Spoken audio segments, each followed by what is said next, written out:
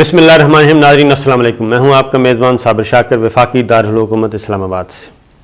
ایک اہم سٹوری ہے اور اب اس پہ سوچنا شروع کر دیا گیا ہے. ایون واشنگٹن بھی یہ بات سوچ رہا ہے، بیجنگ، ماسکو اور اسلام آباد اور تہران سب. اور یہ کسی اور نے یہ بات نہیں کی بلکہ یہ بات آئی ہے واشنگٹن کی طرف سے.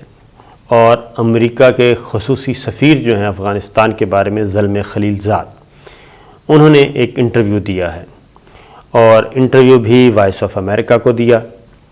اس میں جو سوالات کیے گئے اس سے لگتا یہ ہے کہ اب کچھ دھڑکا سا لگا ہوا ہے. دھڑکا سا یہ لگا ہوا ہے کہ افغان طالبان اگر کابل پر بزور قوت کنٹرول حاصل کر لیتے ہیں اور کابل کو فتح کر لیتے ہیں اور کابل پہنچ کے صدارتی محل پہ اپنا قبضہ کر لیتے ہیں اور اپنی حکومت کا اعلان کر دیتے ہیں، تو ایسی صورت میں افغان طالبان کی حکومت کو قبول کون کون کرے گا؟ کون کون سا ملک ہے جو افغان طالبان کی حکومت کو قبول کر لے گا اور ایکسیپٹ کر لے گا، تسلیم کر لے گا اور اس کو جائزیت حاصل ہو جائے گی، لیجیٹیمیٹ سمجھا جائے گا؟ اب یہ دھڑکا لگا ہوا ہے امریکہ کو. اس کی وجہ یہ ہے کہ افغانستان میں مسلسل پیش قدمی ہو رہی ہے اور اب صوبائی دارالحکومت جو ہیں وہ بھی افغان طالبان کے کنٹرول میں آہستہ آہستہ جا رہے ہیں. آخری جو کارروائی ہوئی ہے، 2 کارروائیاں بیک وقت ہوئی ہیں، سیم ٹائمنگز. اب اس میں کیا مماثلت ہے، کیا سگنل ہے، اس کے بارے میں تو آنے والے دنوں میں پتہ چلے گا جب انویسٹیگیشن سامنے آئیں گی. 2 واقعات ہوئے. ایک ہوا کابل میں کار دھماکہ ہوا اور بڑا خوفناک دھماکہ، اور نہ صرف دھماکہ تھا بلکہ شدید فائرنگ، اور افغان وزیر دفاع کے گھر جو ہیں وہ چلے گئے حملہ آور. اور یہ کابل کی مین جو کہنا چاہیے ریڈ زون تھا، فل سیکورٹی پروف جسے کہتے ہیں، جہاں پہ فورسز ہمہ وقت ہوتی ہیں، یہ وہاں پہ ہوا ہے. اور زوردار پوری دنیا میں یہ خبر پھیل گئی.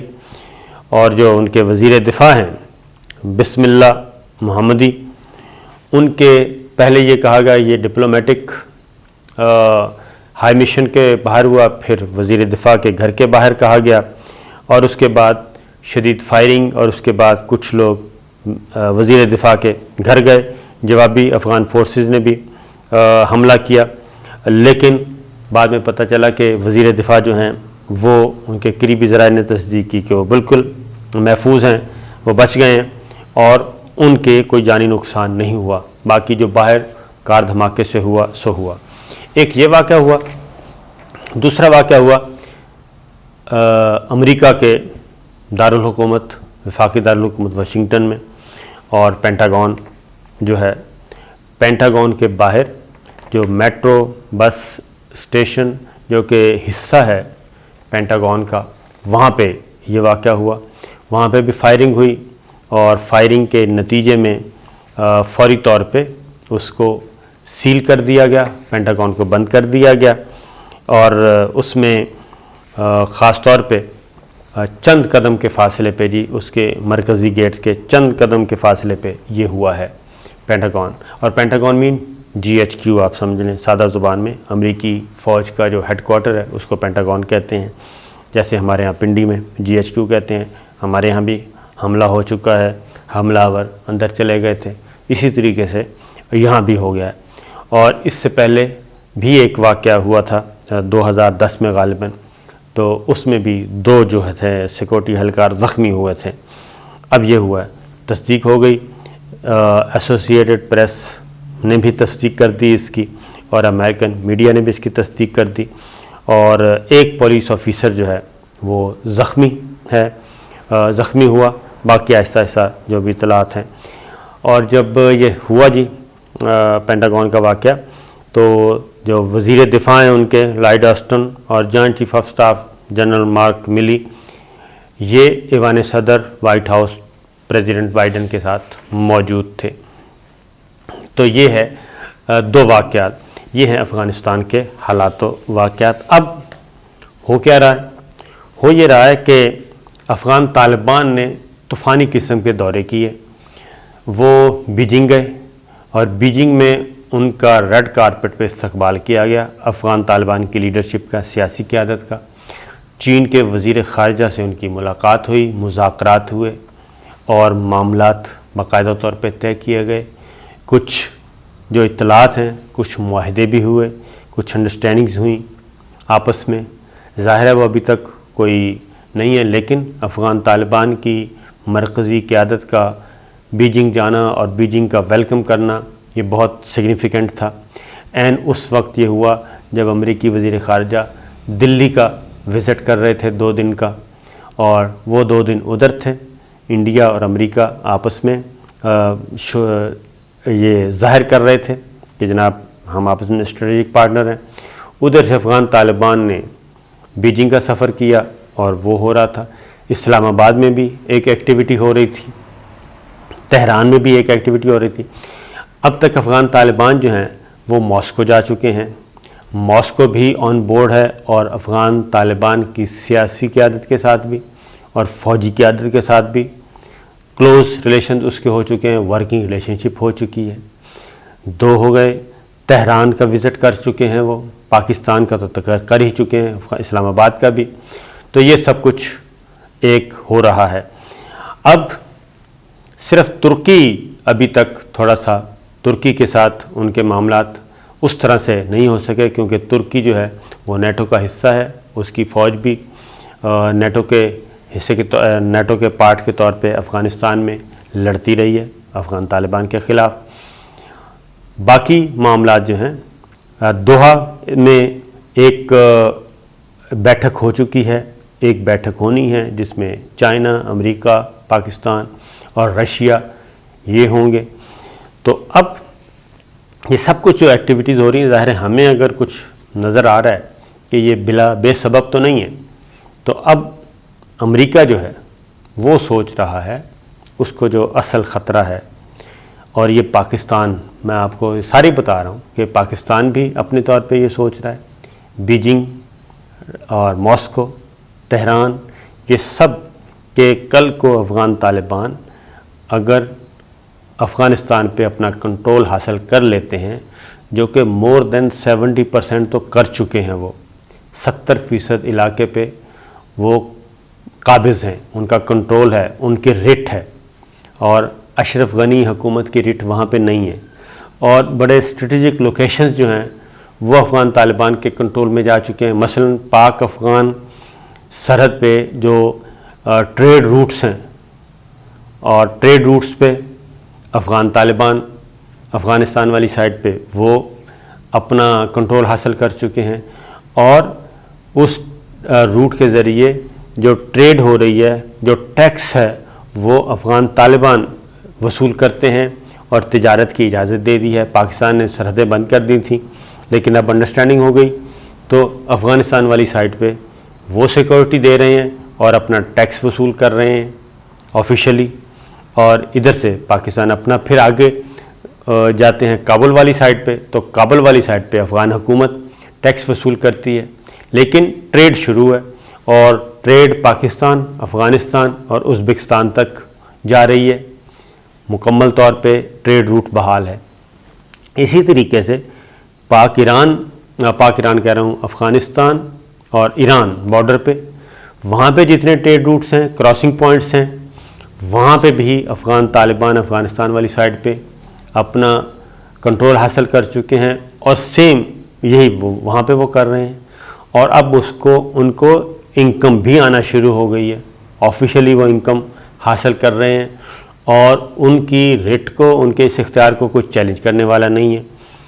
باقی ہرات ہے، قندھار ہے، بدخشاں ہے، اور آپ کے دیگر جو صوبے ہیں امپورٹنٹ، وہاں پہ ان کی ہو چکی ہے۔ ڈیم تک جو انڈیا نے ڈیم بنایا تھا اس پہ افغان طالبان کا کنٹرول ہے، اور اسی طریقے سے جو وہاں سے بجلی وغیرہ پیدا ہوتی ہے اس پہ ان کا کنٹرول ہے۔